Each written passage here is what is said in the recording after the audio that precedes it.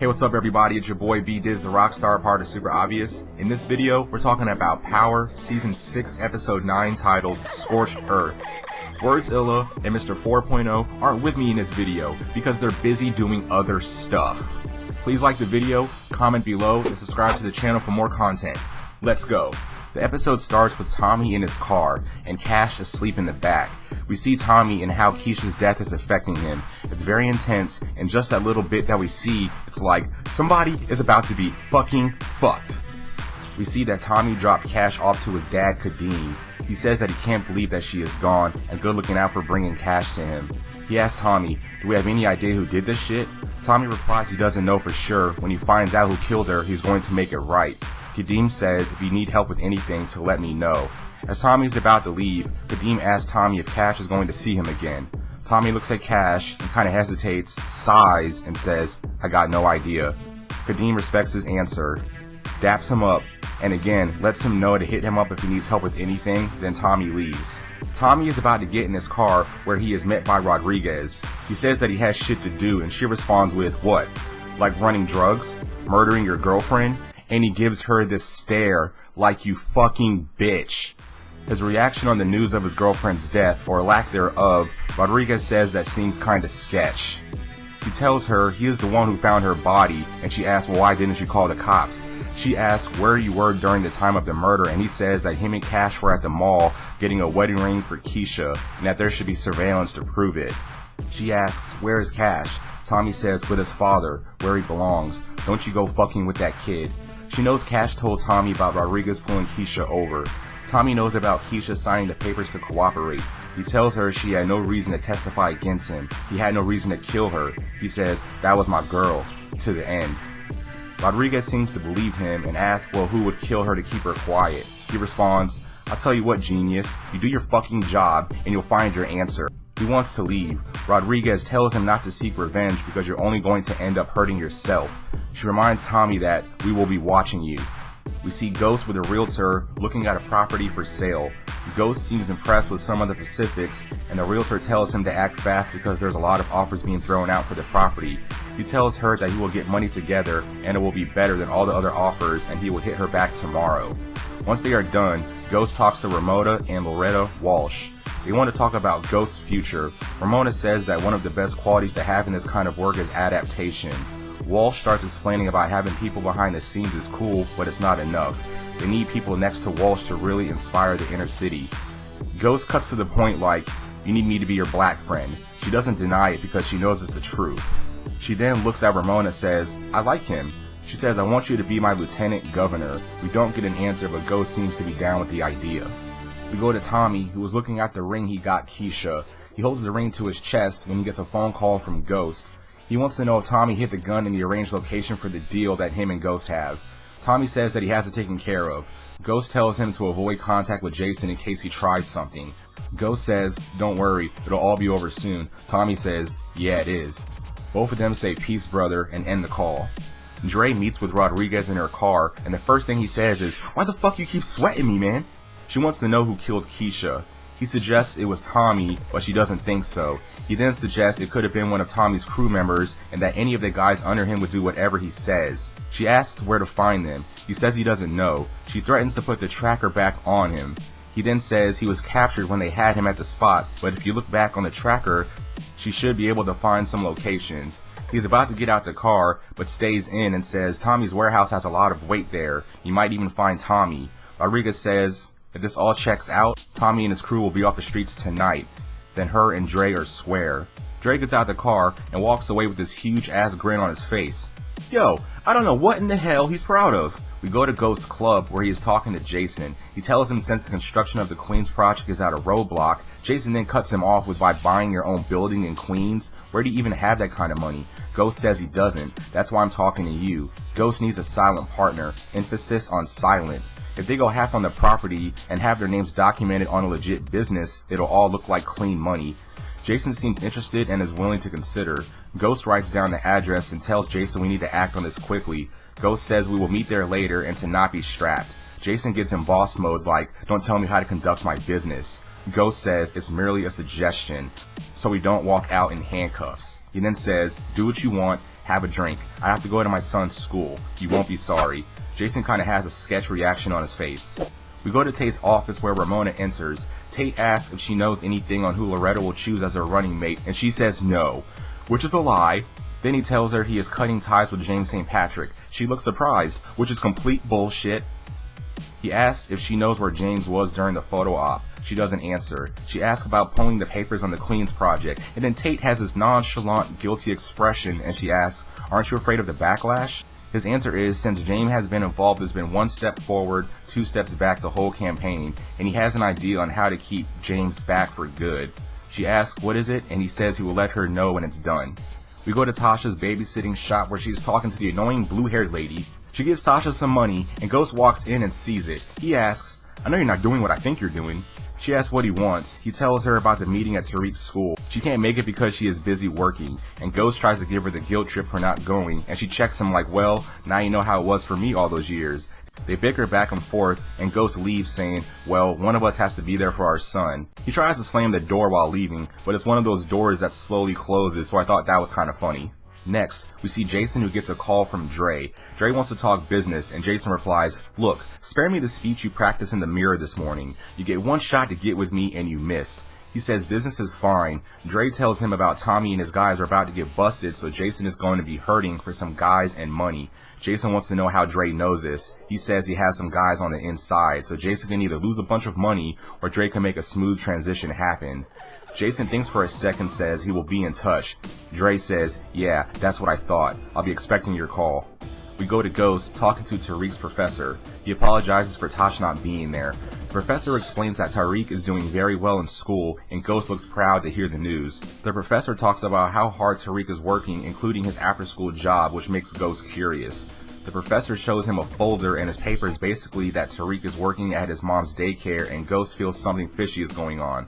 The professor keeps bigging Tariq up, and you can see the Ghost's attitude is completely changed. We go to Tasha, who is just getting home, and Ghost is sitting at her table with this super mad look on his face and asks, have you lost your motherfucking mind? They start arguing. Ghost says he knows Tasha has Tariq moving weight out of her spot. He says, Tasha, look me in my motherfucking eye and tell me you don't have our son moving product out your store. She says no, he is not. They argue more about Tariq and who he is now. Ghost threatens if she doesn't stop this, he will have her shop shut down and have Yaz taken away. This gets super heated with Tosh responding, I'll tell that you killed Silver because I know you did. He grabs her, pushes her into the fridge in the corner, and looks super psycho. He lets her go and she says, if you ever touch me again, I will kill you. He tells her if something happens to Tariq, then it's all on her. Then he puts his finger to her forehead and pushes her. She tells him to get out, and then breaks down and cries and holds her arm. We go to Ghost at his club having a drink, where he uses a burner phone to anonymously tell the authorities that there are drugs being run out of a daycare. Next, at Tasha's shop, Tiffany talks to her for a sec, but Rodriguez and a bunch of cops tell Tosh they are searching her daycare for drugs. We go to Tommy, talking to one of his boys on the phone to meet at the warehouse.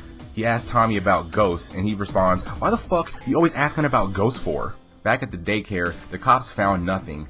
Tosh talks about filing a complaint. Rodriguez says, I wouldn't push it, Mrs. St. Patrick, and that pisses Tosh off.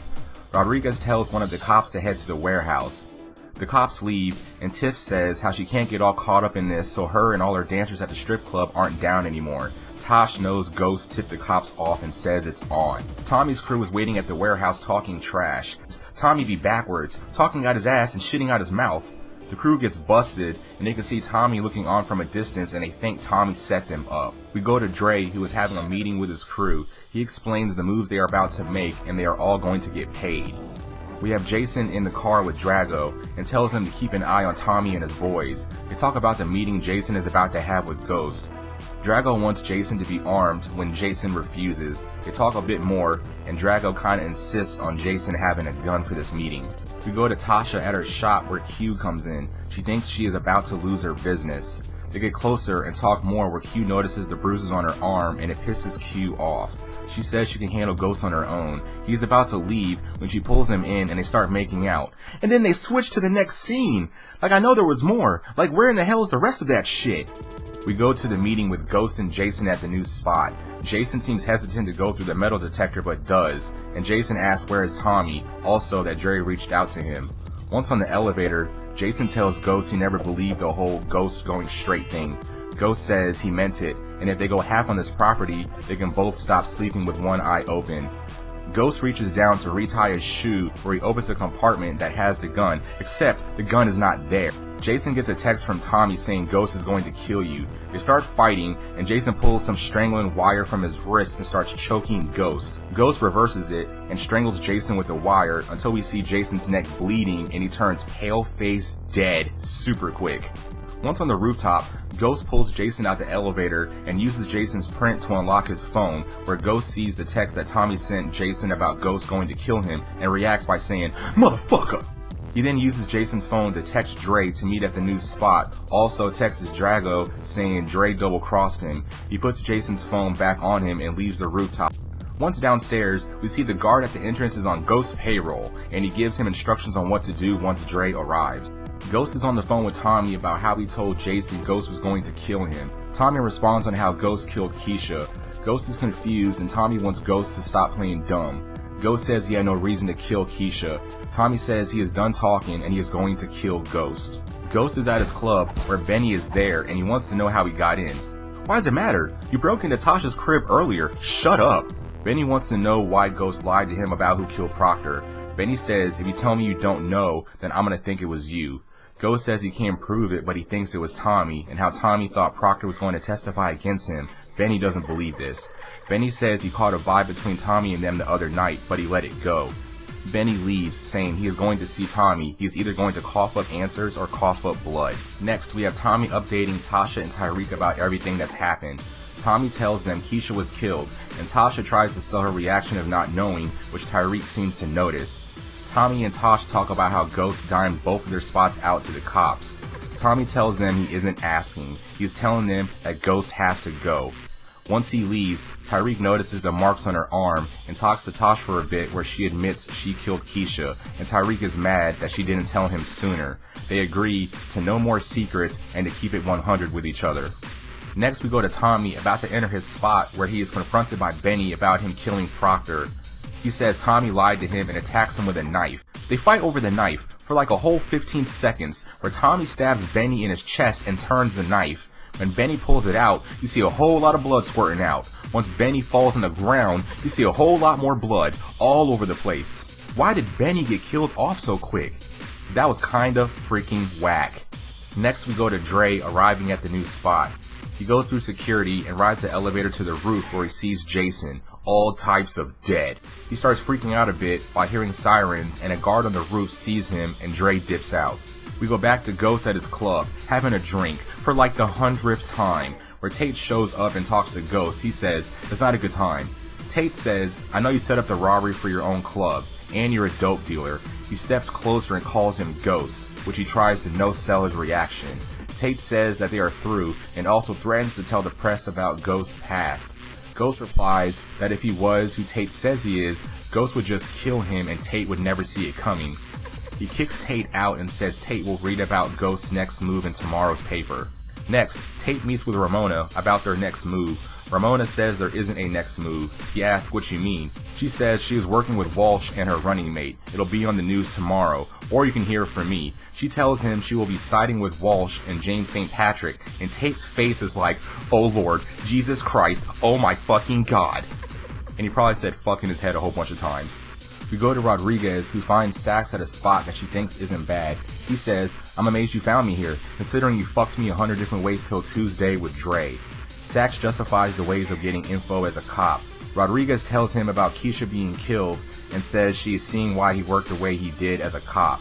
She thinks Tommy didn't kill Keisha, which Sax names the people Tommy killed and who had motive to kill Keisha. Sax and Rodriguez show up to Tasha's crib to talk about Keisha. Tasha tries selling her reaction again. When she is kind of freaking out about the questions, Sax asks if she knew Ghost killed Keisha. Tosh looks relieved and goes along with the theory. They kind of play games back and forth with some flashes on screen. Rodriguez says if Tosh doesn't help, they will look more into the Tyreek and Raymond Jones murder. She flips the conversation and says Ghost killed Silver, and tells him he may be stashing a car in a parking lot that doesn't have a lot of security or cameras. They search the spot where they find Silver in the trunk. Sax searches the front seat where he finds a phone and takes it without Rodriguez seeing it. Dre goes to Sax's crib to talk about Ghost. He tells Sax Ghost killed Jason and framed him to take the fall. He tells Sax Ghost is the source to both their problems. He wants Dre to plant the phone he found in Silver's car at Ghost's place, and if he does that, he will try to help Dre with the Jason being killed situation.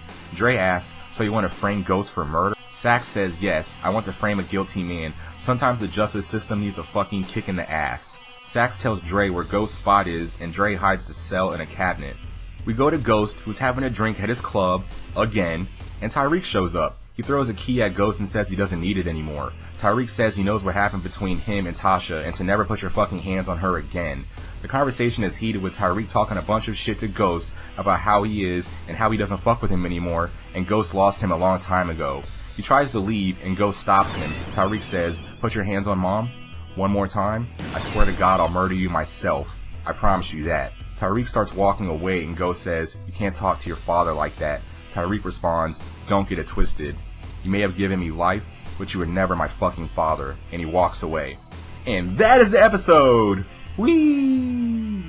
But yeah guys, that is the video. Comment below and let me know what you think about the episode. Also, shout out to my boys Werds Illah and Mr. 4.0. Oh, who has the power? I don't know. No one does. Definitely not Jason or Benny because they're dead. Please like the video, subscribe to SuperObvious for more content, and I will see you guys in the next one. Totally for sure.